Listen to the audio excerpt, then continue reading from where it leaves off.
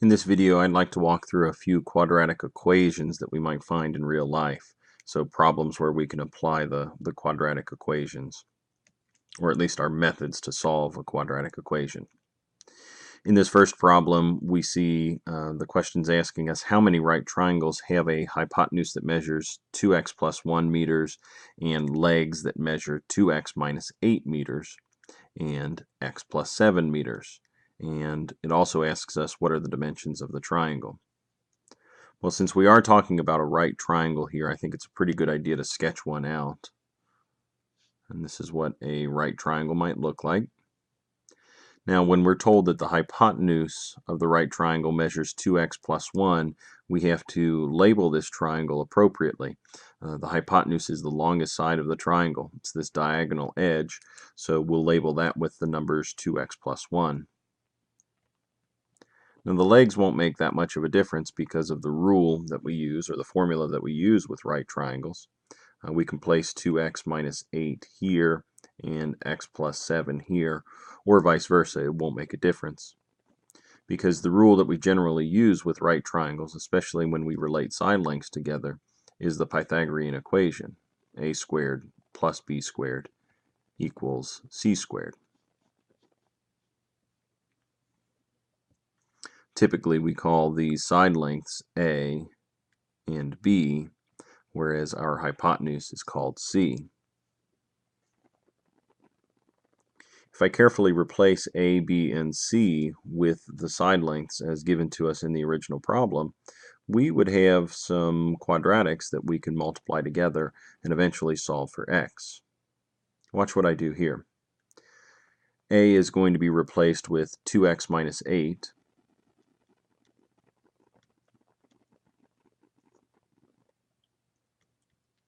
B is replaced with x plus 7.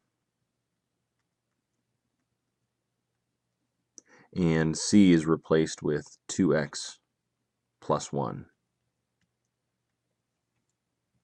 And so again, this is just like the expression a squared plus b squared equals c squared.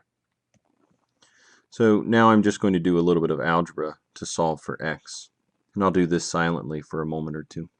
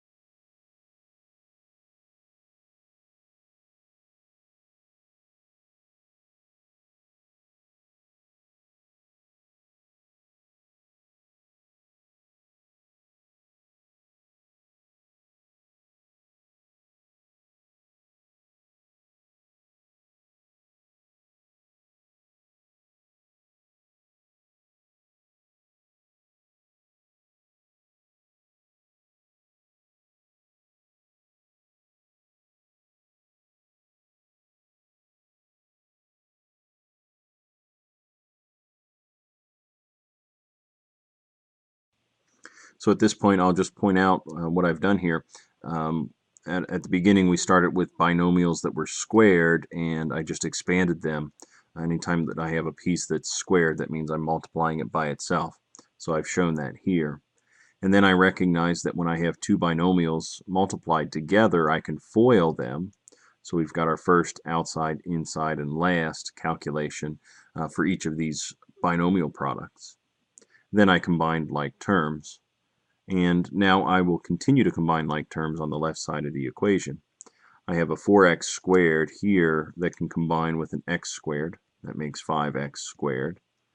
Then I have a negative 32x that can combine with a 14x, which makes a negative 18x.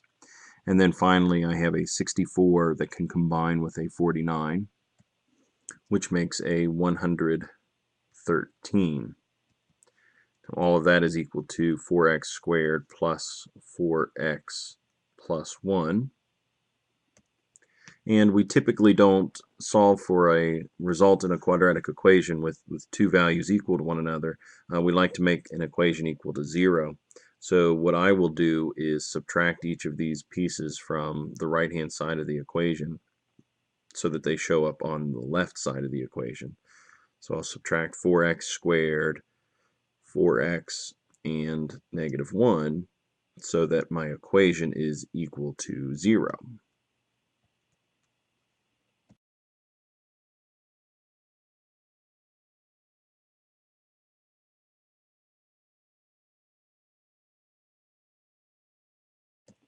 And now I have a quadratic equation that I think I can solve.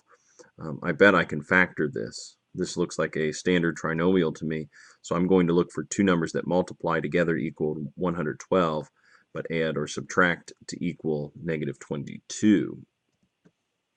Now I had a hunch that 112 could be divided by 8, and as it turns out, the numbers 8 and 14 are the two factors that I need in this problem, because -8 times -14 is equal to +112, and -8 minus 14 is equal to -22. So this gives me two factored solutions, but we're not quite done. We need to identify that x in this case could be equal to 8, or x could equal 14. Now, these are solutions to x, but we're really not quite finished with this problem yet. We know that x could be either equal to 8 or 14, so we need to plug this value, or these two values of 8 and 14, back into the expressions here so that we can find the actual lengths of each of these sides of the right triangle. So I'll set up a small table over here to keep my work organized. If x is equal to 8, or if x is equal to 14, we'll have some different answers here. So for the first side length, 2x minus 8 will get an answer. For the next side length, x plus 7 will get an answer. And for the final side length, 2x plus 1 will get an answer as well. So when x is equal to 8, 2 times 8 is 16, and 16 minus 8 is 8. One of the side lengths can be 8 units in length. The other side length, 8 plus 7, is 15. And finally, the final side length, 2 times 8 is 16, plus 1 is 17. We could have the three side lengths, 8, 15, and 17, in a right triangle.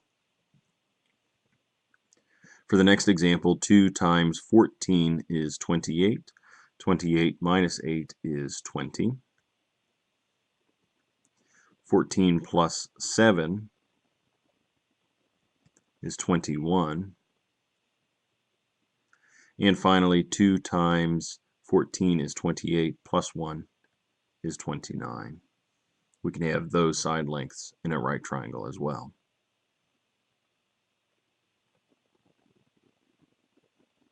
So it looks like option C is our best choice. Two triangles, one with this set of side lengths and one with this set of side lengths. And next we'll take a look at another real-world application of quadratics. In this case, we're told that an open box is to be constructed from a square piece of sheet metal by removing a square side of 4 feet from each corner and turning up the edges. See the figure at the right. So this was originally a large square sheet. There we go. This was a large square sheet, so we cut off these squares in each corner so that we can fold the remaining piece, this beige tan colored piece, along these dotted lines. And when we fold along these dotted lines, these edges sort of curl upward, and that's what makes a box, an open-ended box. The box is to hold 576 cubic feet, and we need to know what the dimensions of the sheet of metal should be. Now, to say that the box will hold this much cubic feet means that we're going to calculate its volume. And if you recall, the volume of a three-dimensional box is equal to length times width times height. So what's interesting is that after these edges get folded up to form the box, we have a length and a width, which are simply the dimensions of these dotted lines. This is the width of the box, and this is the length of the box after it gets folded together.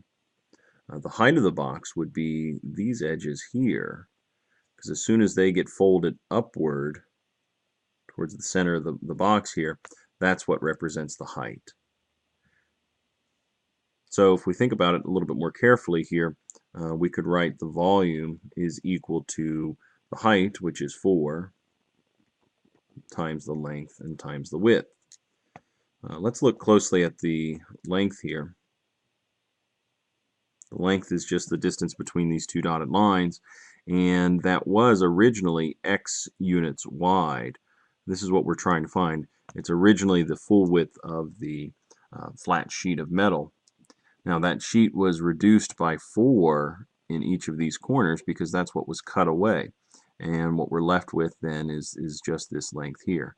So whatever x was, take away 4 gives me the length of the newly constructed box. Now similarly, in the other dimension, x minus 4 represents the width of the box as well. So it was originally x units wide, and we took off 4 units from each corner in order to make this three-dimensional box. So we'll call it x minus 4. Now the volume of the box should be 576 cubic feet, and we can start to FOIL these two binomials together. X squared take away 8x plus 16 is the result. And I know this by FOILing. First, outside, inside, and last. The outside and the inside produce like terms that can be combined to make negative 8x. Next, I might distribute this 4 to make this 4x squared minus 32x plus 64. And now I would like to solve for x. And normally the way we do that is by having an equation equal to 0. So I will subtract 576 from both sides of the equation. And we can only subtract that from this whole number over here on the right side. So we now have 4x squared minus 32x. Take away 512, because that's the result of 64 minus 576. At this point, I'd like to solve this equation by factoring, and I do notice that there's a GCF here. The number 4 can divide all 3 terms. So when I divide 4x squared by 4, I'm left with x squared. When I divide negative 32x by 4, I'm left with negative 8x. And when I divide negative 512 by 4, I'm left with negative 128. And at this point, I have a quadratic that can be again factored. I can find two numbers that multiply together to equal 128, but add or subtract to equal negative 8x. The results that I need here are 8 and 16, because 8 times 16 equals 128, and a negative 16 plus 8 would equal negative 8. And with this result, this lets me know that x can be equal to either a negative 8 or x could be equal to a positive 16. Now if you remember, the x values here represent the original width of this flat sheet of steel before it got cut and folded. So it doesn't make much sense that the width of the steel was negative 8 feet wide. It just doesn't make sense. That's what we call an extraneous solution.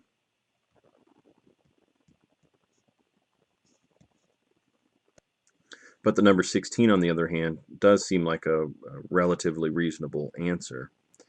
This sheet of metal could have been 16 feet wide to begin with, and when we cut 4 feet out of each corner, that will leave us with a box that is 12 feet wide, 12 feet long, and 4 feet tall. And if our length is 12 and our width is 12 and our height is 4, well, 12 times 12 is 144. 144 times 4 is equal to 576. So that checks out. Our box would end up being 12 feet wide, 12 feet long, and 4 feet tall, and that would create a volume of 576 feet. And in order for us to create a box that's 12 feet wide and 12 feet long, we should have started with a sheet of metal that was 16 feet wide.